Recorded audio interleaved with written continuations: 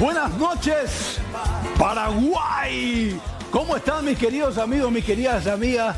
Baeisha, sean ustedes muy bienvenidos en esta hermosa noche de miércoles a Identidad PI, sí señor, este espacio donde vamos a acompañarte todos los días miércoles y viernes a las 21 horas con la mejor onda, con la mejor energía para hablarte de todo lo referente al Paraguay, a nuestra identidad y a eso que nos hace realmente paraguayos. Así que gracias por elegirnos, gracias por estar ahí mirando la señal de C9N. Te doy la bienvenida al magazine de la noche paraguaya.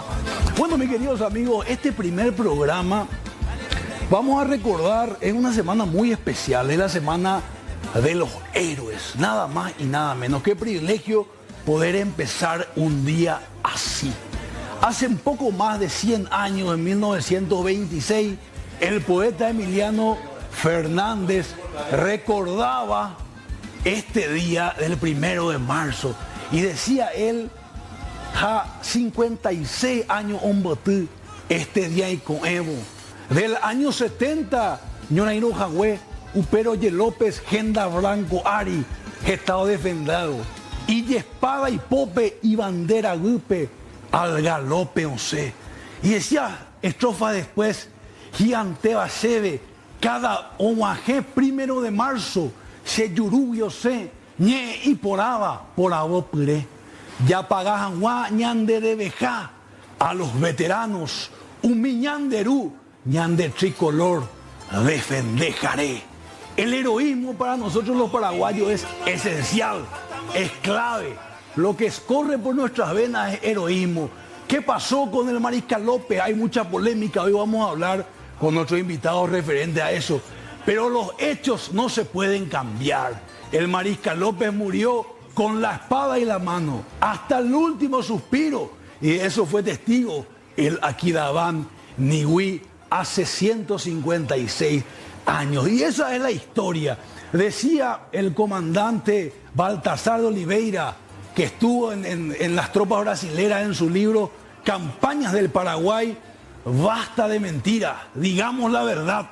López murió como un bravo, con la espada en la mano.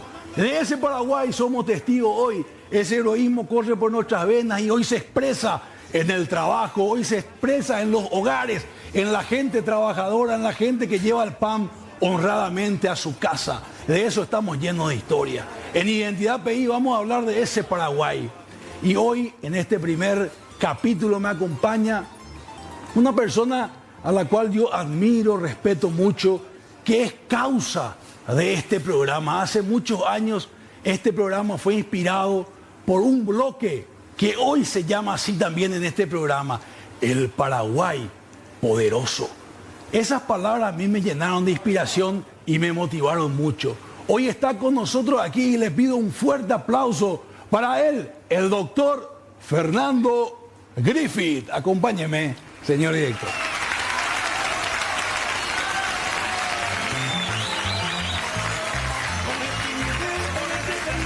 Mi querido amigo, doctor, bienvenido, gracias por estar aquí. Es un honor para mí. Un gusto, Salim, es un honor estar acá.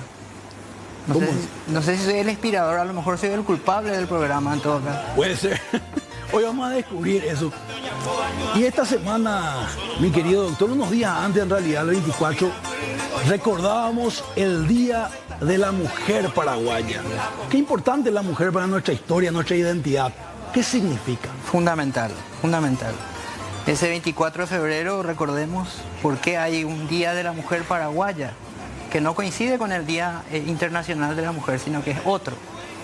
Porque en Asunción se reunió una comisión de mujeres, una asamblea de mujeres, a instancias de una mujer extraordinaria que hoy también deberíamos recordar, Escolástica Barrios de Gil, la mamá del presidente Juan Bautista Gil. Quien fuera después de la guerra, ¿verdad? Así es, así es. Y único presidente de posguerra asesinado, ¿verdad? Sí. Paraguay tuvo varios magnicidios, ¿verdad? Sí, sí, sí. Argaña no fue el único. No fue el único. No. Doctor, y decime una cosa, en aquel entonces, ¿qué tan común era que las mujeres estén en una gesta política? Porque hoy es normal hace 156, 160 años, ¿qué era?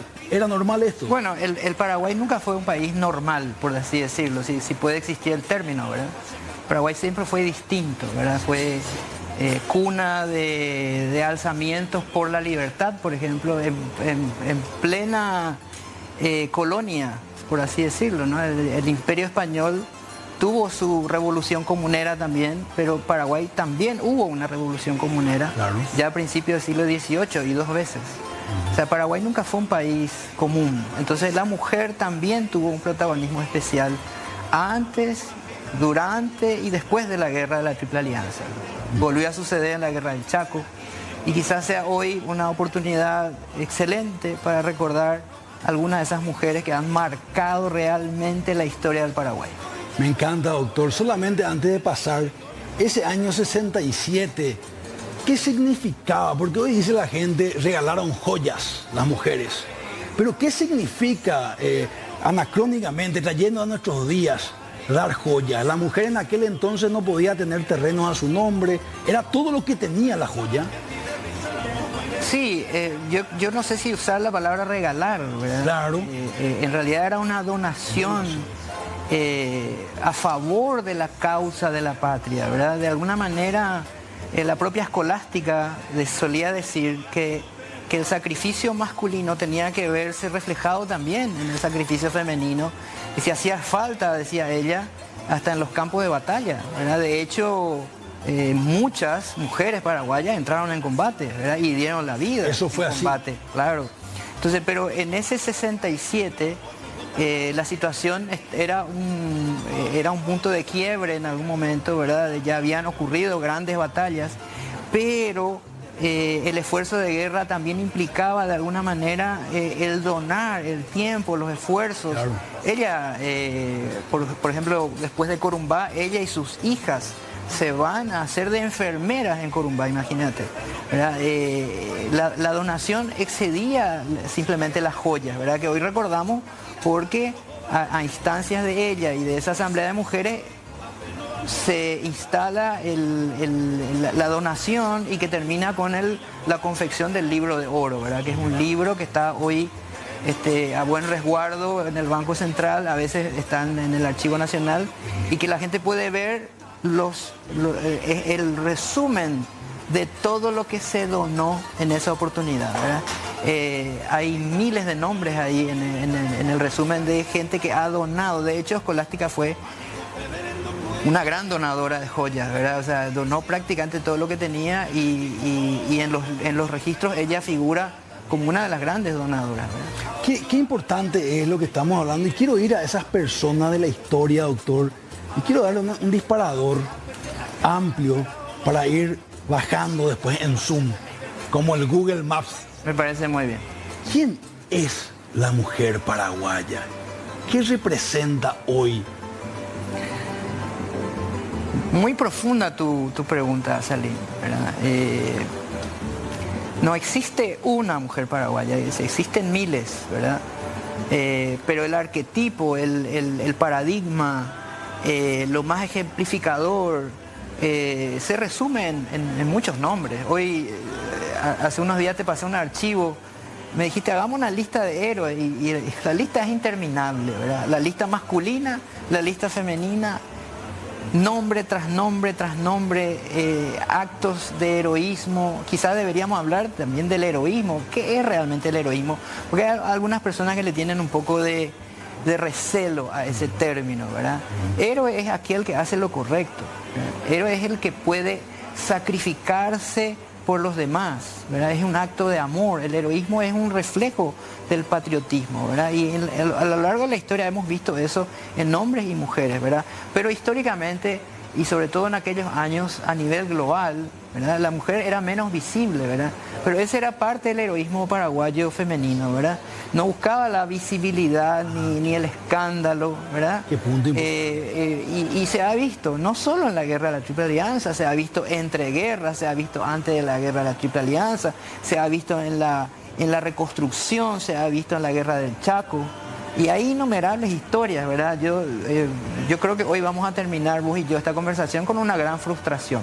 Porque no vamos a poder... Porque no vamos a poder hablar de todo lo que hablamos. Pero me permitís tirar uno en el tapete, ¿verdad? El que quieras.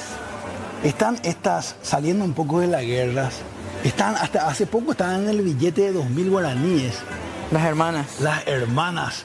Contame. Coste que una de las imágenes que está en el billete de 2.000... se cometió un pequeño error ahí con una de ellas. En realidad no es Celsa Sperati. Bueno, estamos hablando de las hermanas Adela y Celsa Sperati, ¿verdad? Que creo que todo el mundo conoce. Y la imagen de Celsa en realidad es Concepción Silva de Airaldi. Era otra educadora, ¿verdad? ¿Cómo había tan poca posibilidad de contar con imágenes, sobre todo imágenes bien definidas? Sí. No existía, por supuesto, la fotografía de alta definición en esa época. Entonces se cometió un error ahí en el billete de 2.000, pero si producción tiene a mano, se puede ver fotos hoy en alta definición, porque son reconstrucciones históricas de sus rostros, ¿verdad? ¿Y qué representaban ellas? Porque hoy hablamos del heroísmo, el heroísmo militar. Yo hice referencia a mi mariscal. Ahora, ¿qué representó la educación, esas heroínas civiles? En este caso, ellas dos. ¿En qué contexto se levantan estas hermanas? Bueno, ellas nacen en plena guerra, ¿verdad? Adela, si mal no recuerdo, nació en el 65 y Celsa nació dos o tres años después. Pero les tocó lo peor de la guerra, ¿verdad? Siendo criaturas muy niñas, tales, así que al final de la guerra emigran a Uruguay. No había nada que comer, no había nada que... Era una situación desesperante, ¿verdad? Entonces sus padres las llevan a Uruguay, después a Argentina, ahí hacen una carrera en el sentido de ser parte de la Escuela Normal Argentina, y luego regresan en 1890, ¿verdad? Y cuando regresan, la famosa Rosa Peña Guanes de González, que era esposa de Juan Gualberto González, que fue presidente, les propone sumarse al Magisterio Nacional, y ellas, podemos decir, Salim, con toda certeza de que han tenido el papel crucial, central en la reconstrucción del sistema educativo nacional paraguayo después de la posguerra, ¿verdad? Fueron de alguna manera las pioneras del Magisterio Nacional. Son muy recordadas Celsa y Adela y son parte de nuestra gran historia, ¿verdad? Qué lindo. Ellas han sido por muchos años, bueno, Adela murió más joven, ¿verdad? Un día en 1902 tuvo un problema estomacal, probablemente una úlcera sangrante, que terminó con su vida a los 37 años. Pero en el caso de Celsa, ella murió a los 70 años recién, después de la Guerra del Chaco, en 1938 más o menos. Llegó a eso. Entonces tuvo mucho tiempo para influenciar en personas clave del magisterio, como por ejemplo María Felicidad González, que si hay tiempo también deberíamos hablar de ella, ¿verdad? Claro. O también Serafina Dávalos, ¿verdad? Sí, qué importante. Era abogada. Importante. Solamente, doctor, la importancia de la educación, ¿verdad? Y qué rol han jugado las maestras históricamente, ¿verdad? Es que sin educación no había chance de reconstrucción, ¿verdad? Por eso demoró tanto el Paraguay en su reconstrucción y reconstruyó no solo sus escuelas, sino su memoria histórica, ¿verdad? Sobre todo a partir de 1902, cuando se da el gran debate filosófico, histórico entre alumno y maestro, ¿verdad? Estamos hablando de Cecilio Báez, Oleari, un capo realmente, y también Juan Emiliano Oleari, ¿verdad? Su alumno, pero con dos visiones completamente distintas, ¿verdad? El Twitter de la época, el ex. Habrá sido imperdible aquello, ¿verdad? Eso fue... sí, bueno, y entonces, ¿cómo podemos plantear una reconstrucción sin educación? Es absolutamente imposible. Y ahí es donde aparecen esas grandes figuras de la educación, ¿verdad? No solo como Rosa, Guanes, me refiero, sino Rosa Peña, ¿verdad? Sino también las hermanas Celsa Adela, Serafina Dávalos, quiero que me cuentes de ella, doctor. Serafina Dávalos, muy respetada, lo que representó en su momento y lo que representa en nuestros días, ¿verdad? Porque hay que tener en cuenta lo que significaba, lo que ella defendió en aquel entonces, y nosotros hoy somos beneficiarios, usted y yo, de aquellos derechos por los que ella luchó. Sí, hay que aclarar algo para los que ya conocen a Serafina, ¿verdad? Nuestra primera abogada, en 1907. La segunda abogada recién en 1921 más o menos, calculo. Pero ella fue un hito para lo que representó los derechos de la mujer, ¿verdad? Y era un feminismo de primera ola, podemos llamar, ¿verdad? Un feminismo sano que no pretendía destruir al varón, sino equiparar a la mujer en derechos, ¿verdad? Algo absolutamente necesario. Esa mujer, en esa época la mujer no tenía derecho al voto, para que tengas una idea, ¿verdad? Entonces Serafina es, a través de la historia, ella tuvo una tesis muy interesante, se llamó Humanismo, que hasta ahora se recuerda, ¿verdad? Y bueno, fue parte de esa gran generación que se levantó, incluso parte de la generación del 900, que no solemos nombrarle a ella, ¿verdad? Pero ella era parte de ese círculo intelectual. Fue parte. Que había un club que se llamaba La Colmena, ¿verdad? ¿Cómo se llamaba nuestro amigo anarquista español que vino a escribir Los Niños del Silencio? Bueno, ya me voy a acordar. Decía él, Rafael Barret, decía, ella era la abeja de la colmena, decía, porque la colmena se llamaba el club ese de intelectuales. Y sí, le decían la abeja de la colmena, o sea, era porque era realmente una persona excelente. Bueno, tenía sus rasgos, tenía sus ideas, era una pacifista, pero al mismo tiempo y muy influenciada por el positivismo, claro. Lo cual por supuesto generaba una tensión con la iglesia, ¿verdad? Ajá. Pero de todos modos es gente que hay que recordar, es parte de nuestra historia y hay que honrar también. No quiero olvidarme, antes de que me manden a pausa, había una mujer fantástica que yo conocí a través suyo, referente histórica me refiero, que yo no conocía antes, Manuela Villalba. A ver si producción nos ayuda y buscamos la referencia de la fotografía. Esta historia vale la pena que la televisión y el Paraguay entero que nos está mirando sepa. Bueno, realmente Manuela Villalba es parte de ese grupo de mujeres soldados que pelearon en la Guerra del Chaco, ¿verdad? En el caso de Manuela, haciéndose pasar por un varón, ¿verdad? Y no es el único caso. No es el único caso. Espera un poquito, doctor. Sí, sí.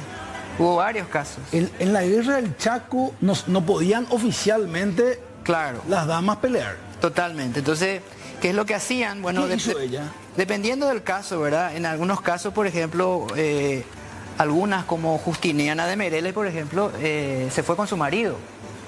Se rapó la cabeza y se presenta con el marido como si fuese su primo.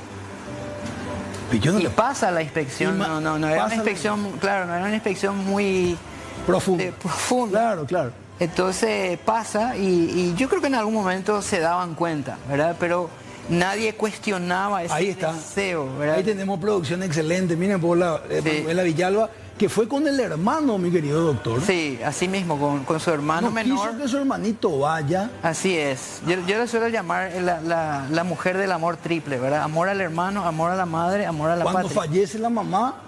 Cuando estaba por fallecer, y ella era un héroe de guerra, ¿verdad? Ya peleó en todas las primeras batallas, incluida Boquerón, ¿verdad? Y con un heroísmo extraordinario, Manuela Villalba, todavía no se daban cuenta que era mujer, recibe una notificación que su mamá estaba enferma, entonces con su hermano deciden ir a visitarla a la mamá. Era una especie de inocencia, de no darse cuenta que en tiempos de guerra ese tipo de cosas representaban fusilamiento, ¿verdad? De hecho, ya frente al pelotón de fusilamiento es ahí que el hermano grita, no le maten, es mi hermana, ¿verdad? Y claro, ante el asombro, ¿verdad? Todo ese pelotón le hacen saber al famoso comandante Luis Irrazábal. El comando Irra. El comando Irra. La música. Exactamente. Y que imagínate lo que era ese grupo, que a Brizuela le decían Añán Baracá, ¿verdad? Añán Baracá, instrumento del diablo, ¿verdad? Así de fiera, ¿verdad? Imagínate. Entonces le dicen a Irrazábal que Manuela, que Manuel no era Manuel, era Manuela, ¿verdad? Y él extrañado le llama al doctor Silvio Lofrucio, que estaba acompañando en Nanagua en ese momento, y efectivamente Lofrucio verifica de que Manuel era Manuela, ¿verdad? Wow. Y esos son casos que había un soldado que le apodaban Chiquito, pero en realidad se llamaba Dolores Jiménez. Esa historia existe. Claro, y a Chiquito le tomó el tifus, y entonces le mandan al hospital y se dan cuenta de que faltaban algunos detalles para ser soldado, ¿verdad? Wow.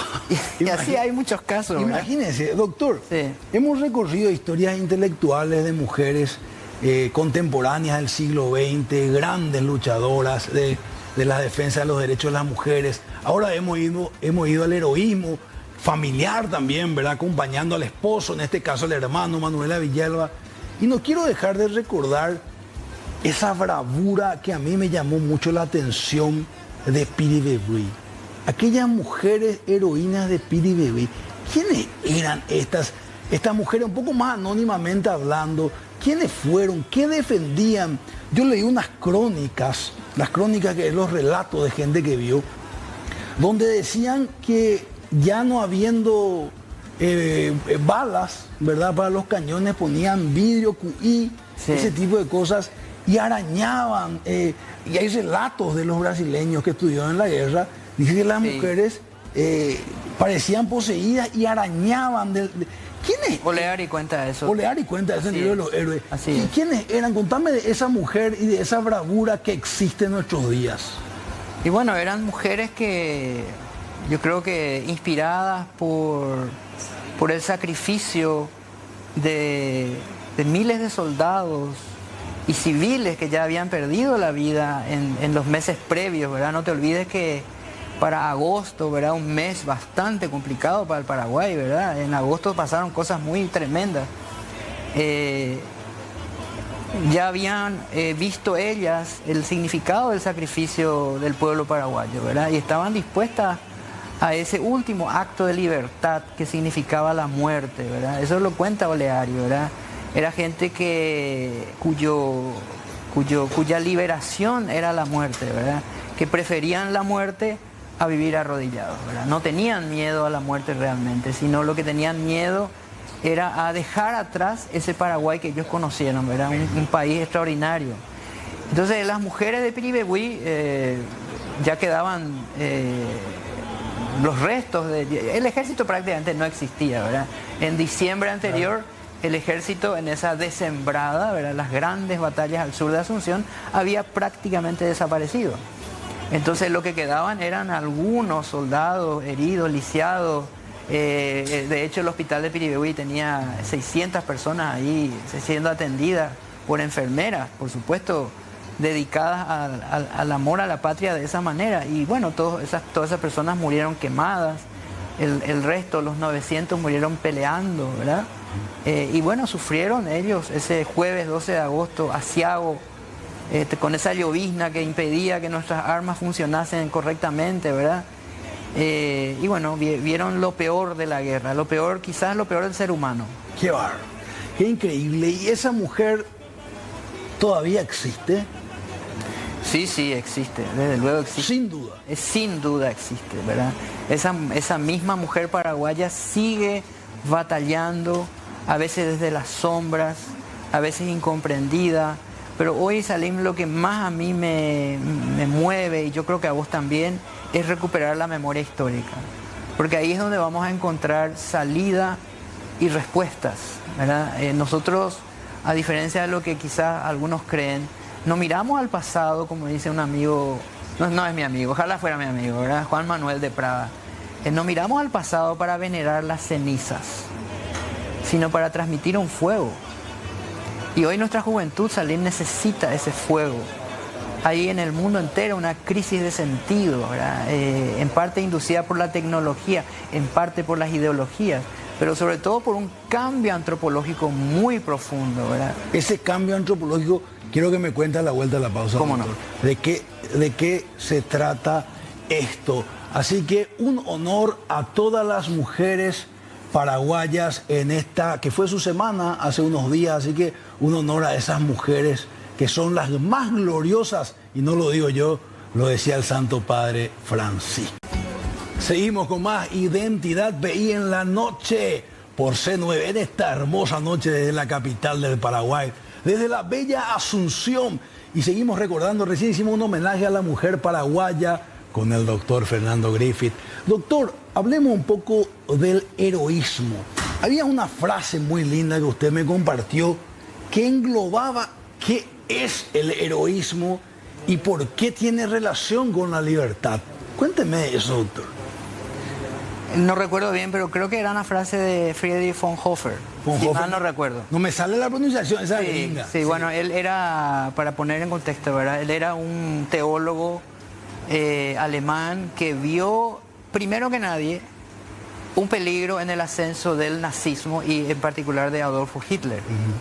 Entonces fue la primera voz discordante que se levanta, ¿verdad? Y no solo eso, sino que a lo largo de los años, a medida que avanzaba la guerra, la tensión entre él y Hitler cada vez era más grande por su deseo de hacer lo correcto, por su deseo de salvar personas de ese terrible régimen. Entonces, eso finalmente le costó la vida, fue enviado a un campo de concentración y... Siendo él un teólogo alemán, ¿sí? Okay. Una persona muy preparada. Fue una de las últimas órdenes que dio Hitler, ¿verdad? Que se ha colgado Friedrich von Hofer. Okay. Bueno, pues esa frase es la que compartí contigo porque él se dio cuenta de muchas cosas. ¿Qué decía esa frase? La frase dice: solo aquellos que están dispuestos a perderlo todo son lo suficientemente libres. Exactamente. Solo, voy a repetir, sí. Solo aquellos que están dispuestos a perderlo todo pueden ser libres. Pueden ser libres. Sí. Y me viene ahí, y tenemos que hablar de él. En breve va a estar con nosotros el capitán Eder, que vamos a darle más énfasis aún a los datos históricos. Por supuesto. Pero conceptualmente quiero hablar del mariscal. En breve vamos a dar un material de lo que dice la gente en la calle cuando el señor director me avise. Pero antes de escuchar lo que la gente dice, y sin editar, así bien claramente, ¿qué tenía en su mente? Yo sé que es imposible saberlo, pero según tu estudio, tus análisis, doctor, ¿qué tenía en la mente el mariscal? ¿Por qué llevó hasta ese último suspiro en el Akianiwi? ¿Por qué le intiman rendición, Chico Diallo, y él le saca la espada? ¿Por qué va al Aquidabán ya moribundo con la sien sangrando y le dice general Cámara, ríndase, y él agarra y juega un estocazo? ¿Qué pasa? ¿Qué tenía por la mente? Bueno, yo Salim, vos sabés, yo no soy historiador, ¿verdad? Pero yo soy muy curioso y también dedico mucho tiempo a pensar. Esa es la única cosa que yo te puedo ofrecer como opinión. Me encanta. ¿Cierto? Eso lo estoy buscando. Sí, yo más bien soy un filósofo, a pesar de que soy bioquímico realmente, ¿verdad? Pero... en fin, la química está en todas partes, también está en la historia. Tiene que ver con esa libertad que hablaba. Por supuesto, porque nosotros como país hemos vivido lo que nuestro himno dice, ¿verdad? Hemos vivido ese concepto de libertad, que no es el concepto de libertad freudiano, para nada, ¿verdad? Para Freud era que vos no tengas una determinación, no tengas ataduras. Que te liberes de, si sos mujer, que te liberes del marido, que te liberes de la natalidad, que te liberes de tu moral sexual. Bueno, eso era la libertad para Freud. Para los paraguayos era otra cosa. Por eso es que dice, nuestro brío nos dio libertad. Ese himno no fue hecho por paraguayos, pero describe al paraguayo, ¿verdad? O sea, ¿qué quiere decir eso? Que tu carácter, tu capacidad de negarte a vos mismo, finalmente es tu libertad, ¿verdad? Y esa negación de uno mismo, que se llama sacrificio, eso es el heroísmo. El heroísmo no es chauvinismo, vos sabés, siempre hablamos de eso, no es romanticismo, no es ni siquiera nacionalismo, ¿verdad? Porque en nombre del nacionalismo muchas cosas malas también se han hecho. El patriota no, el patriota y el que es héroe no necesita aplausos. No necesita aplauso porque no depende de ellos. Es capaz de hacer lo correcto, aunque lo correcto duela, aunque lo correcto no le convenga, aunque lo correcto le haga perder la vida, el trabajo, los recursos. Ese es el héroe, ¿verdad? Y Paraguay tiene para regalar eso, Salim, en su historia. Eso es lo triste de no transmitir la historia. Y por eso es que de repente un bioquímico se levanta a hablar de historia, ¿verdad? No porque sepa mucho, sino porque se dio cuenta de algunas cosas. Y tampoco porque sea más inteligente, sino porque vive con la pregunta en la boca, en la cabeza, y no se apura a responder, ¿verdad? O sea, esa pregunta que yo te estoy hoy contestando, que vos me haces, me llevó muchos años a entender. Qué profundo esto que estamos hablando, la libertad. Porque había un ejército mucho más armado que el nuestro, que en Yataití, Corá, un mes de septiembre del 66, en una reunión entre Mitre y el mariscal Francisco Solano López, le ofrece una rendición digna. Dicen por ahí que en esa entrevista que duró horas, le ofrecieron ir con sus bienes a Europa incluso, ¿verdad? Preservar sus bienes. ¿Por qué el mariscal López, saliendo un poco de la historia, entrando al análisis, por qué el mariscal, y no solo él, sino todos los que lo acompañaban? Exacto, ahí está. ¿Por qué ese país no buscó la rendición?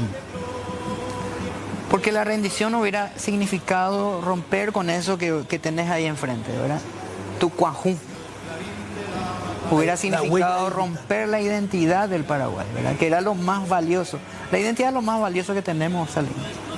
Es lo que te dejó a vos tu mamá, me dejó mi mamá, tu papá, mi papá. Es lo que heredamos y vale la pena recordar y heredar, ¿verdad? Porque eso te induce a una conducta de sacrificio, ¿verdad? Y sin sacrificio, Salim, ni siquiera hay civilización, no hay nada, no hay justicia, no hay paz, no hay libertad. Y eso es lo que ellos no estaban dispuestos a ceder. Y eso muchos no lo entienden, y bueno, paciencia, no lo entienden, ¿verdad? Porque a lo mejor su personalidad o vos sabés que el ser humano construye la realidad en base a sus experiencias y en base a sus creencias, no en base a los hechos necesariamente, ¿verdad? Claro. Entonces acá hay gente que ha tenido malas experiencias, total, malas ideas, malos consejos y malos análisis, ¿verdad? Pero el Paraguay necesita, como el agua, recuperar esa identidad para proyectarse hacia el futuro, ¿verdad? No es cualquier cosa, y repito, no es nacionalismo, no es eso, es sacrificio. Hoy hay inclusive estudios muy serios sobre lo que está representando para estas nuevas generaciones el deseo del no sacrificio. Hasta en la natalidad está impactando eso, porque hay una crisis de sentido y de propósito que está impactando en la crisis de natalidad al cual está entrando todo Occidente y también el Paraguay. Entonces esto es como esa agua que el otro día te comentaba, que en el Ministerio de Defensa, preguntarle a tu próximo invitado, en el Ministerio de Defensa hay un botellón con agua que creo que una enfermera trajo del río Parapití. ¿Te acordás que cuando el Paraguay expulsa a Bolivia del Chaco, la idea central era ni un paso antes del Parapití, ¿verdad? Y entonces cuando llegan al Parapití, esta persona, que creo que es una enfermera, llena un botellón con agua para a la vuelta mostrar que habían llegado al Parapití, ¿verdad? Y bueno, ese botellón está en el Museo del Ministerio de Defensa, pero Salim, cada vez más causa preocupación que va perdiendo el agua. Claro. ¿Por qué? Porque se evapora de alguna manera, ¿verdad? Pero ¿qué va a pasar el día que ya no exista la posibilidad de recordar lo que eso significa?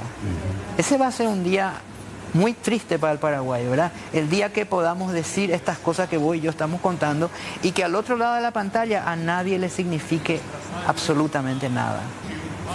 Decía el premio Nobel del 98, Saramago, el riesgo de caer en el olvido es muy grande. Él decía, hay que transmitir, valorar y la memoria histórica, porque del olvido pasamos a la indiferencia.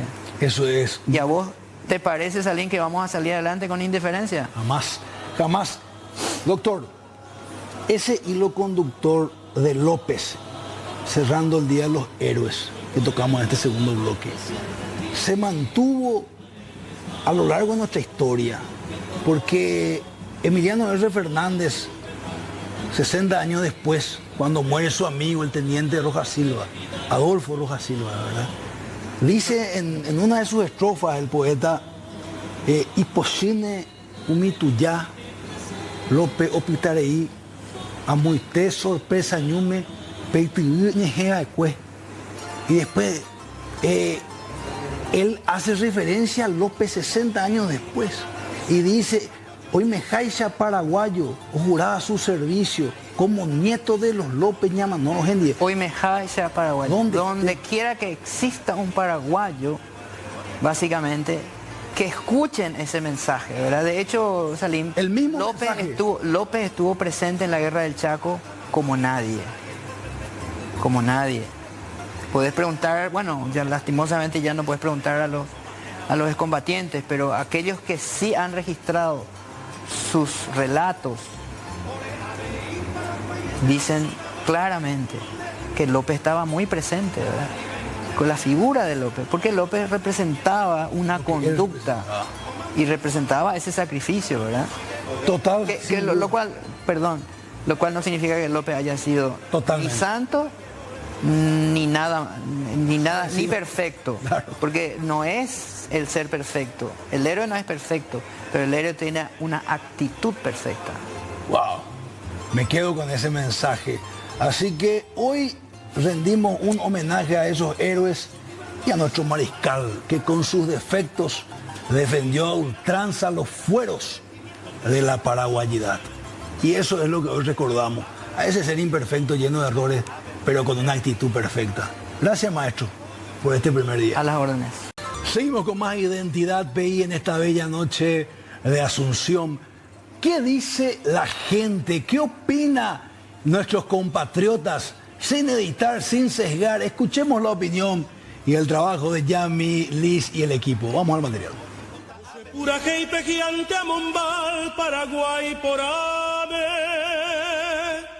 Hoy salimos a preguntarle a la gente si consideran al Mariscal López héroe o villano. Veamos, ¿puedes contarnos si le consideras al Mariscal López héroe o villano? Héroe toda la vida. ¿Héroe o villano? Héroe. Héroe. Villano. ¿Por qué? Y no es héroe porque perdió la guerra. No, solamente se le dice a la persona que gana héroe. Él no es héroe. Nada que ver. Mariscal López, ¿héroe o villano? Héroe. ¿Y cuál es tu héroe favorito de niña o superheroína? Mi mamá y mi abuela. Porque mi mamá desde chica me dejó con mi abuela porque tenía que trabajar y mi abuela me crió prácticamente, entonces. ¿Y cuál era tu héroe paraguayo favorito? Mi papá. ¿Por qué? Y mi papá que nos hizo crear y él también siempre trabajó para nosotros. Yo creo que mi abuelo, porque él era el que me crió desde pequeña, porque mamá trabajaba y mis abuelos eran que siempre me criaban y me criaron literalmente. ¿Y cuál es tu héroe paraguayo favorito o tu héroe favorito de infancia? Mi papá. ¿Por qué? Por lo que soy, por lo que en su momento no tuve el valor de decirle gracias y por muchas cosas, muy en particular. Excelente, muchas gracias. A las órdenes.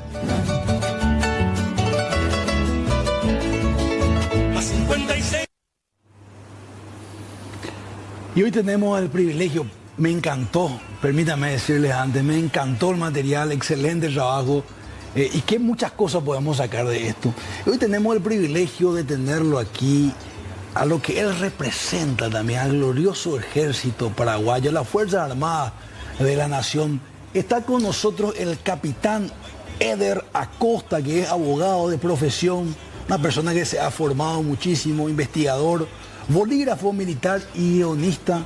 Se desempeña como jurista en derecho civil y en los tribunales militares. Fue socio fundador y primer presidente de la Academia de Historia de la Facultad de Derecho de la UNA. Secretario general de la Academia de Historia y presidente del Club de Astronomía del Colegio Nacional de la capital. Escribió Venció penurias y fatigas. Cerro Corá en la memoria de los sobrevivientes, libro de biografía militar publicada en la colección Episodios de la Guerra Grande. Qué interesante, tenemos el privilegio. Muy buenas noches, bienvenido, capitán Eder. Muy buenas noches, el gusto y la satisfacción de poder compartir con ustedes. El saludo extensivo a toda la teleaudiencia de C9N.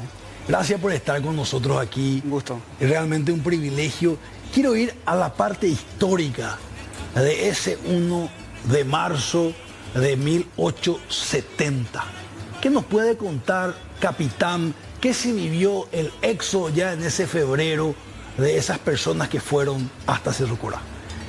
La batalla de Cerro Corá del 1 de marzo de 1870 viene a representar el fin de la Vía Crucis, no solamente del ejército paraguayo, sino ya del pueblo paraguayo en ese momento, ya que a partir de 1869 prácticamente ya estamos hablando de una guerra total.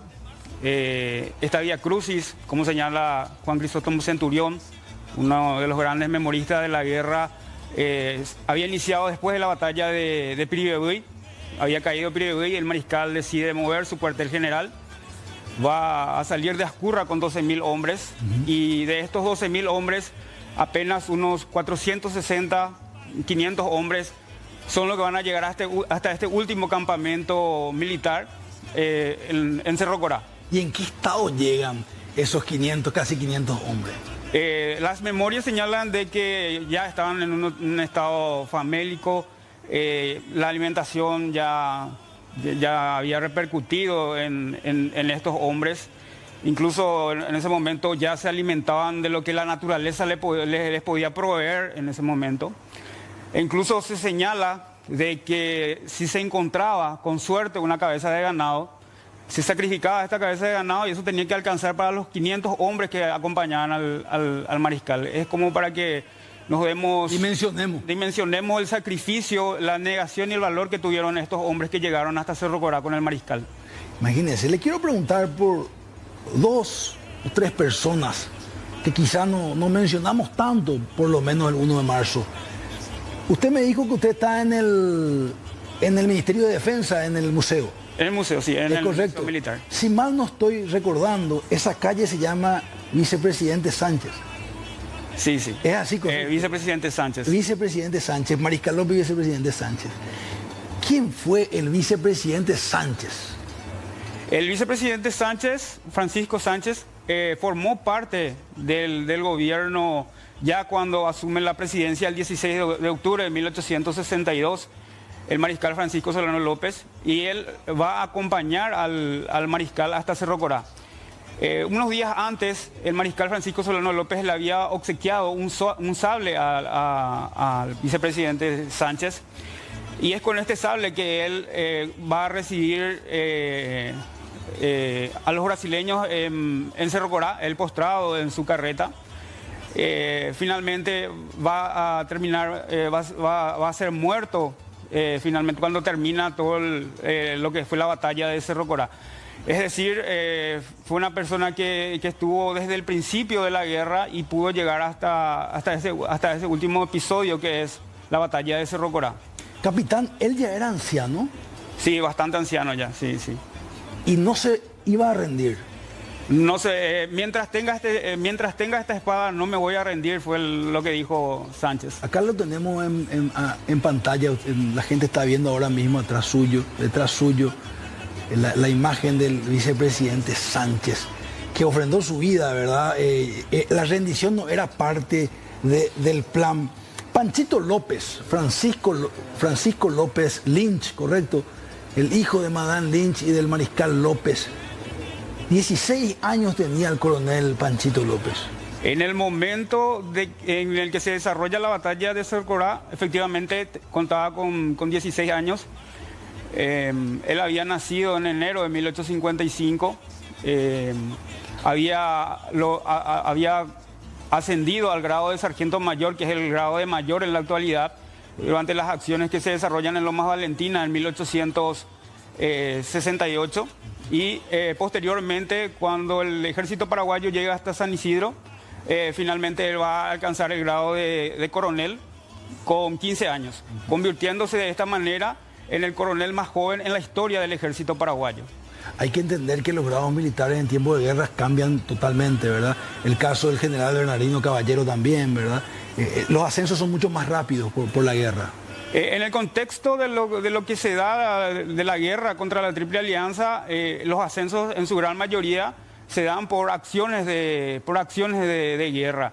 y en muchas ocasiones representaron una reorganización del ejército paraguayo. Era necesario ascender a ciertos oficiales como para poder volver a reestructurar este ejército que se iba diezmando, sobre todo lo que fue luego de la batalla del 24 de mayo de 1866 y también lo que fue la batalla de Lomas Valentina y Taibaté, que el ejército paraguayo nuevamente logra reorganizarse para 1869, lejos del pensamiento del enemigo y de muchos que pensaron que la guerra ya había finalizado en Itabaté. Sin embargo, el mariscal Francisco Solano López va a lograr reunir nuevamente un ejército para enero de 1869, y entonces en ese contexto, para reorganizar el ejército paraguayo, se va a dar estos ascensos a lo largo de la guerra. Qué interesante lo que nos está contando. Quiero llegar al final de ese Rocurá, recordándolo históricamente a través suyo, mi capitán, al mariscal López. ¿Cómo fueron esas últimas horas, esos últimos, el final, el sablazo, el lanzazo? ¿Qué podemos contarle a la gente como para intentar entenderlo al mariscal en aquellas últimas horas? Sí, el mariscal Francisco Solano López llevó hasta el extremo la promesa que ya había hecho en el lejano 1845, cuando asciende al grado de general y promete que el pabellón nacional que le entregaban en ese momento nunca caería de sus manos. Es decir, el mariscal López fue fiel a sus ideales, a sus pensamientos y a las promesas que hizo en su momento, y eso finalmente va a finalizar con su muerte, que dentro de todo se puede situar como un martirio por las circunstancias en que se dan.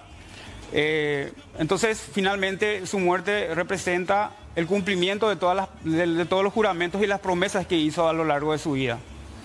Él decía en alguna frase que usted nos puede ilustrar mejor, yo su jefe caeré con el último de mis soldados. ¿Cómo es esa frase? Si los restos de mi ejército me han acompañado hasta este postrer momento, es porque sabían que yo, su jefe, sucumbiría con el último de ellos en este campo de batalla. Así inicia la última proclama que hace el mariscal Francisco Solano López, conocida como la noche antes del 28 de febrero de 1870, donde reúne a sus últimos hombres, arengando ya en conocimiento de que el ejército brasileño en cualquier momento llegaba hasta ese último campamento. Capitán, gracias. Me quedo con esa frase y un honor para toda la Fuerza Armada. Muchas gracias por la invitación. Un privilegio. Estuvo con nosotros el capitán Eder Acosta. Seguimos con más Identidad PI. Llegamos al final de la noche, tenemos la parte más linda, llegó la música, llegó la alegría. Qué gusto tenerla aquí, está con nosotros. Ella, voy a contar, cantante y compositora paraguaya, hija de la actriz Máxima Lugo y del cantante, compositor y poeta Carlos Sosa, también hermana de la querida Marlene, así que un saludo grande para todos ellos. Ella es la señora Nimia Sosa Lugo, así que muy buenas noches, bienvenida. Muy buenas noches, un placer estar contigo, sinceramente, este primer programa. Gracias. Espero que sean de mucho y que tengan toda la como se dice, ¿verdad? Gracias por estar con nosotros, te respetamos, te admiramos y quiero que nos traiga esta película Narciso que está ganando todos los premios, una película nacional paraguaya, TET. Quiero que me cuente. De Narciso, ¿verdad? Que nadie le dio como si fuera nada, no le dio mucha importancia, pero se ganaron 2 premios. Increíble, ¿verdad? Increíble. Y estamos orgullosísimas con la canción Bienvenido Hermano Extranjero. Bienvenido Hermano Extranjero. Así que la canción Bienvenido Hermano Extranjero es una canción que compuso su padre. Así, ¿es así? Letra y música. Letra y música de su padre, sí. ¿Verdad? Entonces, quiero que nos pueda interpretar esta música maravillosa en ritmo de guaraña, con mucho... tiene una letra que a mí me encanta, enseguida le voy a comentar por qué. Sí. Y quiero que nos cuente y que la gente escuche ahí en sus casas detenidamente esta pieza magistral. Sí, así mismo. Señora Nimia. Sí. ¿Cómo podemos hacer? ¿Quiere que yo...? Y eso, por favor, si se puede. Yo le voy a sostener el micrófono. ¿Qué le parece? Así mismo. Así está, ¿viste? Yo le voy a sostener el micrófono. Ahí estamos. Ya que es un caballero como siempre. No, pero qué privilegio, si voy a estar más cerca de este poder. Por favor, a ver cómo suena esto. Bienvenido, hermano extranjero. Aquí le presento mi heroica nación. Yo le pido que sea sincero, verdad que no existe igual que Asunción. Bienvenido, señor de otras tierras. Yo quiero ofrendarle de mi Paraguay la más dulce expresión de su historia, reliquia de gloria, su hablar guaraní. Caraíra y patacorei bupe, reyuju, boraju, japoa. Eso quiere decir en su idioma mucha suerte, cariño y amor. Mandu acá tu etererata, obuasuba ore uguiavei.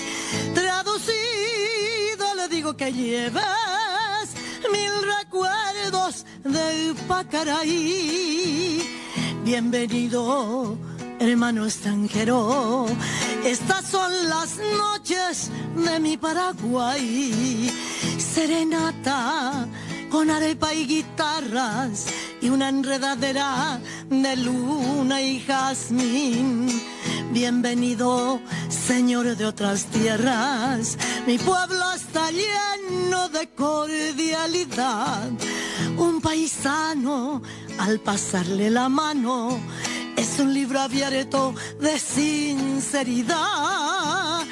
Caraíra y patacorei bupe, reyuju, boraju, japoa. Eso quiere decir en su idioma mucha suerte, cariño y amor. Mandu acá tu etererata, obuasuba ore uguiavei. Traducido le digo que lleves 1000 recuerdos de Pacaraí. 1000 recuerdos de Pacaraí. Pacaraí, Pacaraí.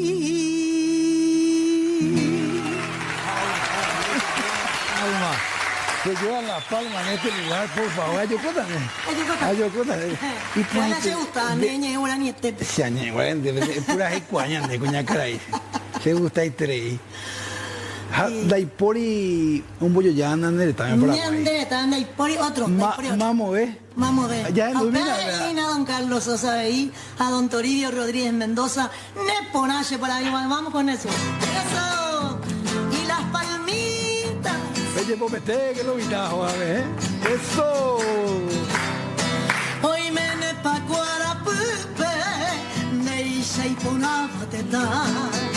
Oye, guapa, valbotupe, o mimbija, ya ipa.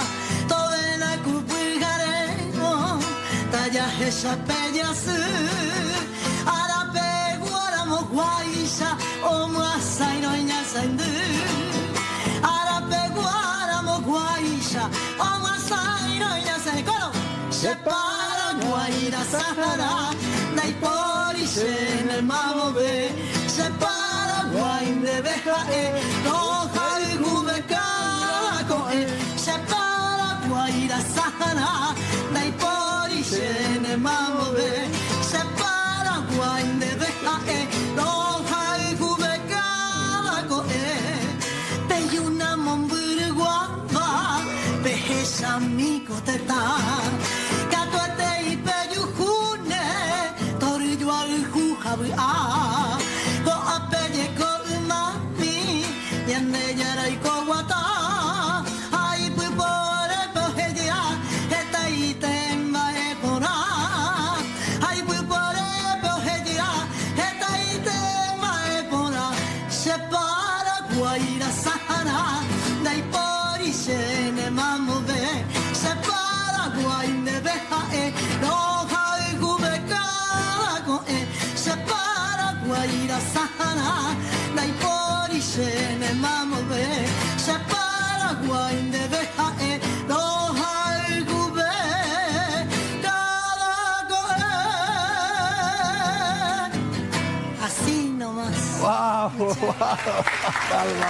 Dios mío.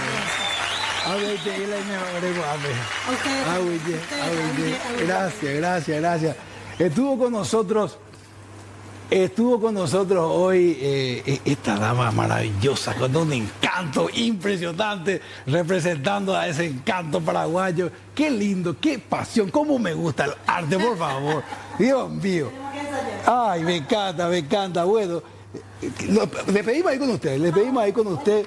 Yo quiero cerrar el programa agradeciendo a las empresas que nos han apoyado.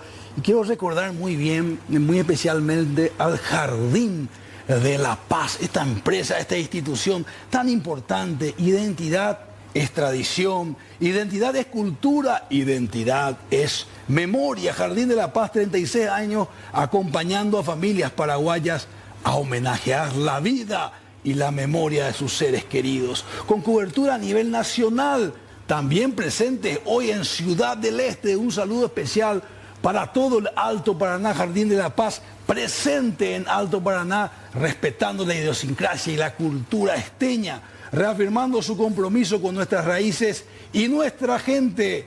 Jardín de la Paz, un homenaje a la vida. Gracias por estar aquí con nosotros hoy, gracias por elegir la señal de C9N.